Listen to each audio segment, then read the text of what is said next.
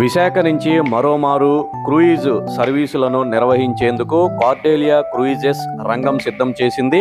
ఈ ఏడాది ఆగస్టు 4వ తేదీ నుంచి ఆగస్టు 22వ తేదీ వరకు 3 మార్లు విశాఖ నుంచి క్రూయిజ్ షిప్ను నడిపేందుకు షెడ్యూల్ను ఖరారు చేసింది. విశాఖకు చెందిన జిఏసి షిప్పింగ్ ప్రైవేట్ లిమిటెడ్ ఈ సర్వీసుకు ఏజెంట్గా వ్యవహరిస్తోంది. క్రూయిజ్ షిప్లో టికెట్ బుకింగ్ దగ్గర నుంచి ఏర్పాట్లు, ఇతర అంశాలను పూర్తి స్థాయిలో కూడా జిఏసి షిప్పింగ్ ప్రైవేట్ లిమిటెడే పర్యవేక్షిస్తుంది. మరికొద్ది రోజుల్లో దీనికి సంబంధించి పూర్తి సమాచారాన్ని సదరు ఏజెన్సీ వెల్లడిస్తుందని ఆశాభావం వ్యక్తం చేస్తున్నారు.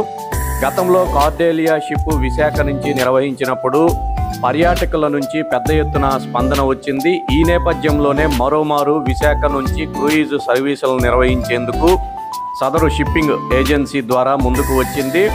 ఆగస్టు 4 నుంచి 22 మధ్య ఈ టూరిజం మొదలు కానుంది.